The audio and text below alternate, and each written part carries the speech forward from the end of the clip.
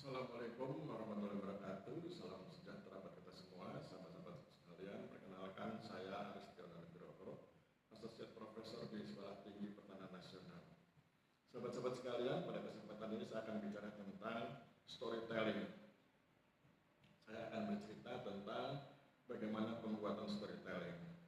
Dan karena saya sering berkunjung ke Kelurahan Pucung, saya kemudian mencoba lebih mendekatkan teori tentang storytelling ke Kelurahan Pucung, sehingga kemudian saya buat judul diskusi kita hari ini adalah pembuatan storytelling objek wisata di Desa Pucung. Dalam terminologi Yogyakarta disebut Kelurahan Pucung, Kecamatan Giri Subo atau Kapanewon Giri Subo, Kabupaten Gunung Kidul. Jadi kalau di Jogja itu desa itu disebut kelurahan, kecamatan itu disebut Kapanewon. Karena ini konteksnya adalah untuk sahabat-sahabat di seluruh Indonesia, maka saya menyebutnya Desa Pucung, Kecamatan Giri Subo, Kabupaten Gunung Kidul. Kemudian nanti di Desa Pucung itu ada dibagi dari sekian banyak pedukuhan atau orang sering bilang dusun, maka kemudian ada istilah pedukuhan. Jadi pedukuhan, sekian banyak pedukuhan bergabung menjadi satu kelurahan, sekian banyak orang bergabung menjadi satu Kapanewon, sekian banyak kapanewon menjadi satu kabupaten, kira-kira begitu. Oke, kita mulai. Jadi kita sedang bicara tentang pembuatan storytelling objek wisata di Desa Pucung, Kecamatan Giri Subo, Kabupaten Gunung Kidul. Desa Pucung memiliki potensi wisata alam dan budaya yang melimpah, namun belum sepenuhnya dikembangkan secara optimal. Sedang berkembang, tapi belum optimal dan terus akan dikembangkan agar optimal. Promosi wisata di desa tersebut masih terbatas pada informasi dasar seperti lokasi dan fasilitas. Oleh karena itu, diperlukan sebuah pendekatan baru dalam promosi wisata, yaitu melalui storytelling. Storytelling adalah strategi promosi yang menggunakan narasi atau cerita untuk menyampaikan keunikan, nilai, dan daya tarik suatu tempat wisata. Tujuannya bukan hanya untuk menginformasikan, tetapi juga untuk membangun ikatan emosional antara wisatawan dan destinasi wisatanya. Apa inputnya atau apa masukannya agar kemudian bisa disusun storytelling? Apa bahannya kira-kira? Bagaimana bahannya untuk storytelling? Untuk bisa menyusun storytelling, pertama dibutuhkan data lapangan. Apa itu? Mengumpulkan data primer langsung dari lokasi. Misalnya ada foto, video, atau ada catatan observasi. Jadi itu namanya data lapangan. Untuk menyusun storytelling dibutuhkan data lapangan, yaitu mengumpulkan data primer langsung dari lokasi seperti foto, video, dan catatan observasi. Yang kedua juga dibutuhkan wawancara, yaitu orang yang akan menyusun storytelling itu perlu wawancara, berinteraksi langsung dengan tokoh masyarakat, sesepuh desa, pengelola objek wisata, dan pelaku seni lokal. Jadi itu wawancara. Yang ketiga adalah studi pustaka. Seseorang yang ingin menyusun storytelling perlu melakukan studi pustaka, yaitu mengumpulkan informasi dari buku sejarah, jurnal, atau dari arsip desa yang relevan. Dan yang keempat, menyusun apa yang saya sebut sebagai analisis potensi. Jadi orang yang akan menyusun storytelling itu harus mengidentifikasi keunikan dan daya tarik utama dari setiap objek wisata. Jadi saya ulangi bahwa untuk menyusun storytelling, yang bersangkutan atau orang yang akan menyusun storytelling perlu menyiapkan 4 hal. Yang pertama, siapkan data lapangannya, yaitu mengumpulkan data primer langsung dari lokasi seperti foto, video, dan catatan observasi. Yang kedua, wawancara, siapkan hasil wawancara ketika yang bersangkutan atau orang yang sedang menyusun storytelling itu berinteraksi langsung dengan tokoh masyarakat, sesepuh desa, pengelola objek wisata, dan pelaku seni lokal. Yang ketiga, studi pustaka, hasil studi pustaka, yaitu yang bersangkutan harus mengumpulkan informasi dari buku sejarah, jurnal, atau arsip desa yang relevan. Yang keempat, yang bersangkutan harus melakukan analisis potensi, mengidentifikasi keunikan dan daya tarik utama dari setiap objek wisata. Jadi saya ulangi, untuk menyusun storytelling, yang bersangkutan harus menyiapkan 4 hal: data lapangan, hasil wawancara, hasil studi pustaka, dan hasil analisis potensi. Bagaimana prosesnya? Untuk bisa menyusun storytelling, maka yang bersangkutan perlu melakukan yang saya sebut sebagai identifikasi karakter dan narasi. Apa itu? Menentukan karakter utama dalam cerita dan narasi, apa yang ingin disampaikan. Jadi tentukan ini karakternya siapa aja, kemudian narasinya bagaimana. Jadi identifikasi karakter dan narasi yang berkaitan dengan objek wisata tertentu. Ya, misalnya kita sedang bicara tentang permukiman atau perkampungan di Wotawati, maka cari tokoh atau karakter tokoh dan bagaimana narasinya. Yang kedua, penyusunan alur cerita. Jadi sesudah yang pertama tadi kan identifikasi karakter dan narasi, kemudian yang kedua penyusunan alur cerita, yaitu merangkai input yang sudah terkumpul tadi itu yang ada 4 itu. Ada data lapangan, ada hasil wawancara, ada hasil studi pustaka, ada hasil analisis potensi. Itu dirangkai, merangkai input yang sudah terkumpul tadi menjadi sebuah alur cerita yang logis dan menarik. Jadi sebuah alur cerita yang logis dan menarik. Dan yang ketiga, melakukan pengemasan konten. Jadi kalau tidak sebuah isi, itu dikemas, pengemasan konten, yaitu mengemas cerita ke dalam berbagai format yang menarik dan mudah diakses. Jadi saya ulangi, untuk menyusun storytelling, maka yang bersangkutan, seseorang yang akan menyusun storytelling itu atau yang bersangkutan menyiapkan 4 hal: data lapangan, hasil wawancara, hasil studi pustaka, dan hasil analisis potensi. Kemudian prosesnya ada 3. Yang pertama, melakukan identifikasi karakter dan narasi. Yang kedua, penyusunan alur cerita. Dan yang ketiga, pengemasan konten. Jadi kontennya dikemas. Dan berikutnya adalah tentang outputnya. Apa produknya? Apa output dari storytelling? Outputnya yang pertama bisa brosur. Jadi nanti storytelling itu ditulis di brosur. Atau peta naratif. Misalnya kisah tentang Raden Deyo Sukmo. Beliau kemana saja, ngapain aja, itu bisa dibuat peta naratifnya. Nah, brosur atau peta yang tidak hanya menunjukkan lokasi, tetapi juga menyajikan cerita singkat di setiap titik objek wisata. Jadi, salah satu output atau produk dari storytelling adalah brosur dan peta naratif. Apa itu? Brosur atau peta yang tidak hanya menunjukkan lokasi, tetapi juga menyajikan cerita singkat di setiap titik objek wisata. Output yang kedua atau produk yang kedua adalah konten digital. Apa itu? Video promosi berdurasi pendek, unggahan media sosial, dan artikel blog yang menceritakan keunikan destinasi. Dan yang ketiga, panduan lisan. Apa itu panduan lisan? Sebuah panduan berisi rangkuman cerita-cerita yang bisa digunakan oleh para pemandu wisata di wilayah lokasi objek wisata tersebut. Jadi itu ada 3 ya outputnya: brosur dan peta naratif, konten digital, dan panduan lisan bagi para pemandu wisata. Itu tentang outputnya, tentang produknya. Tentang dampaknya gimana, outcome-nya bagaimana. Maka ada 3 outcome-nya. Ada 3 dampak ketika seseorang berkenan menyusun storytelling, yang kemudian storytelling itu digunakan untuk pengembangan wisata di sebuah desa. Ada 3 outcome-nya. Yang pertama, peningkatan kunjungan wisata. Cerita yang menarik akan membangkitkan rasa ingin tahu, mendorong lebih banyak wisatawan untuk datang dan melihat langsung destinasi wisatanya. Pertama, peningkatan kunjungan. Yang kedua, peningkatan pengalaman wisata.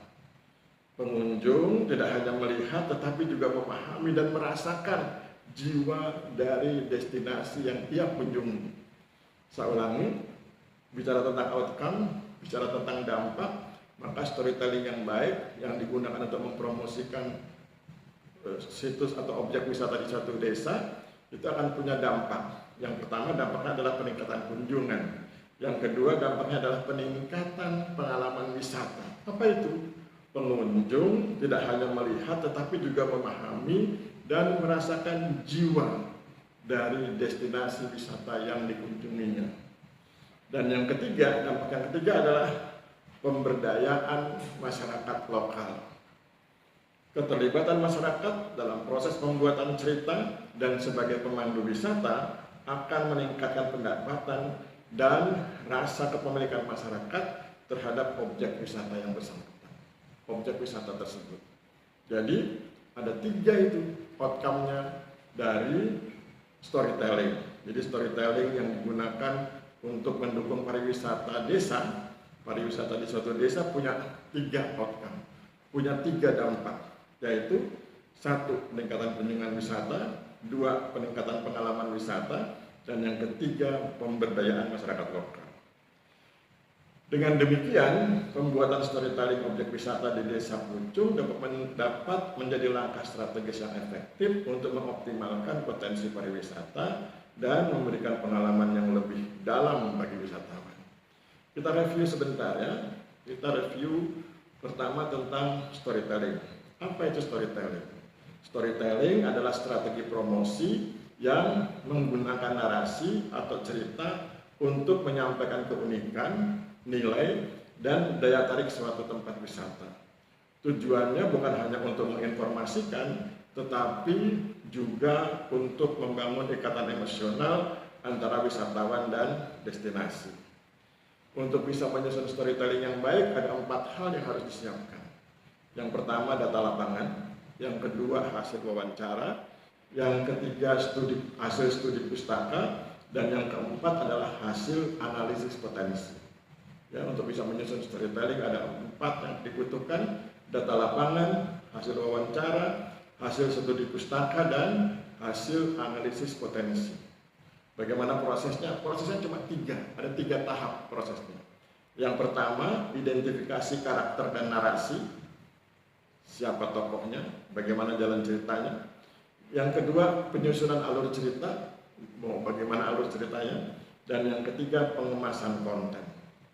Dikemas dalam konsep yang menarik, kira-kira begitu.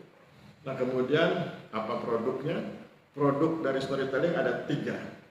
Yang pertama dalam bentuk brosur dan peta naratif, yang kedua dalam bentuk konten digital, yang ketiga dalam bentuk panduan lisan bagi pemandu wisata setempat.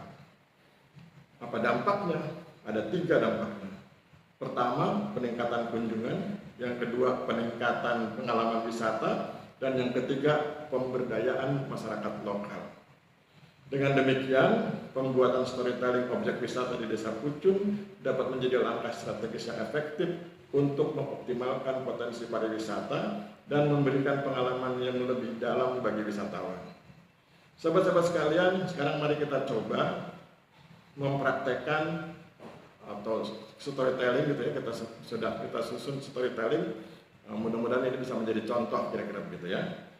Ini saya sudah buat storytelling tentang Wotawati. Wotawati adalah salah satu pedukuhan di Kelurahan Pucung yang dijadikan pusat kegiatan wisata di Kelurahan Pucung. Sebetulnya seluruh pedukuhan di Kelurahan Pucung itu punya potensi wisata, tetapi karena tidak mungkin kesemuanya langsung dijadikan pusat kegiatan wisata, maka dipilih salah satu pusat kegiatan wisata, dan untuk tahapan sekarang oleh kepala desa dan pemerintah masyarakat desa diputuskan adalah Wotawati. Tentu ini berarti sebagai mercusuarnya wisata di Kelurahan Pucung.